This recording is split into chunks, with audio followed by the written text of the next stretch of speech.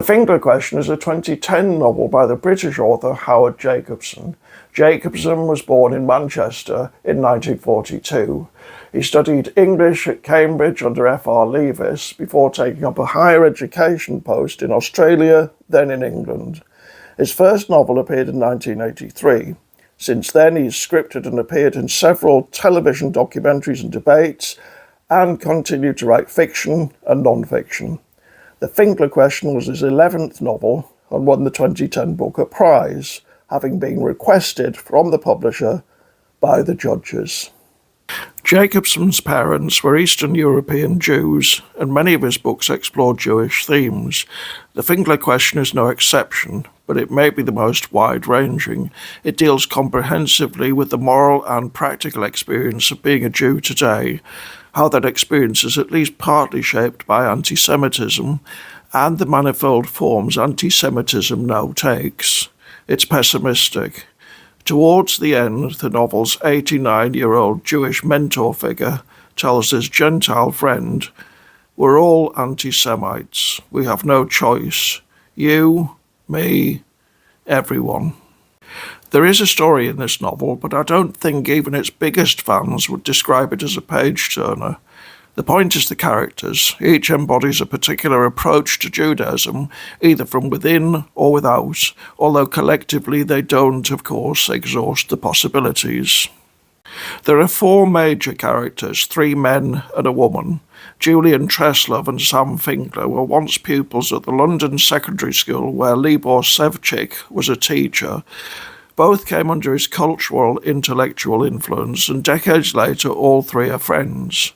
When the story begins, Libor is 89, Treslov and Finkler are almost 50. The woman, Hefziba, appears later. Treslov meets her at a Passover meal, then falls in love with her. Among the men, Treslov is the odd one out, not simply because he isn't Jewish, but because he isn't a widower either, although he has 2 disastrously failed relationships behind him. He cuts a pathetic figure incapable of real commitment and given to endless, ultimately pointless ruminations.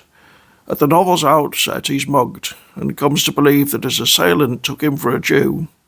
He ends up fetishizing Judaism and moving in with Hefziba. The novel's title comes from one of Treslov's childhood musings. Before he first met Sam Finkler, Treslov had never encountered a Jew. He supposed a Jew would be like the word Jew, small and dark and beetling, a secret person. But Finkler was almost orange in colour and spilled out of his clothes. Finkler also has a way of spitting out his words. If this was what all Jews looked like, Treslov thought, then Finkler, which sounded like sprinkler, was a better name for them than Jew. So that was what he called them privately, Finklers. In other words, a sober re-expression of the novel's title might be The Jewish Question. Sam Finkler is a Jew in open rebellion against Judaism. A public intellectual and a secular-minded philosopher, he helps found a group of pro-Palestinian Jews called Ashamed Jews, and appears in the media denouncing Zionism and Israel. But the problem with Ashamed Jews, as his late wife once pointed out to him, and as he eventually comes to accept, is that it's defined by its Judaism. After a series of obviously hypocritical wrong turns, he apparently resigns himself to the fact that he can't escape his religio-cultural heritage. In fact, that might be the novel's theme. Despite being superficially comic, its characters continually josh with one another, its deeper current is resolutely ominous. In the middle, Hefziba muses, "You could divide the world into those who wanted to kill Jews and those who wanted to be Jews. The bad times were simply those in which the former outnumbered the latter." And, of course, Jew-hating was back, Libor muses in the middle of the novel. Soon it would be full-blown fascism, Nazism, Stalinism. These things didn't go away. There was nowhere for them to go to. They were indestructible, non-biodegradable. They waited in the great rubbish tip that was the human heart. The most unsettling assessment, however, comes from Treslov, who ends up convinced there'll be another Holocaust. He could see because he was outside it, Jacobson tells us. The Jews would not be allowed to prosper except as they had always prospered, at the margins, in the concert halls and at the banks. Anything else would not be tolerated.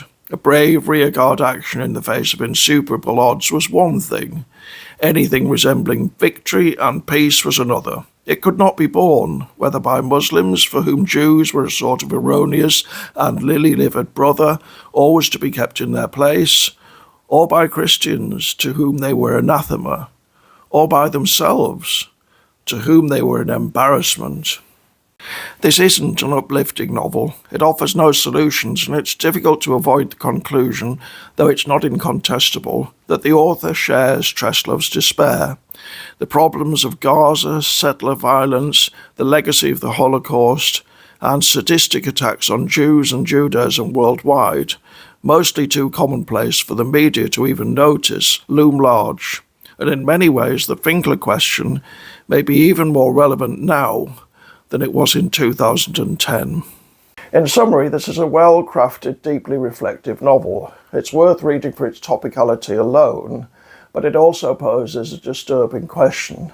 How, in the 21st century, and given how entrenched it is, to combat the world's oldest hatred?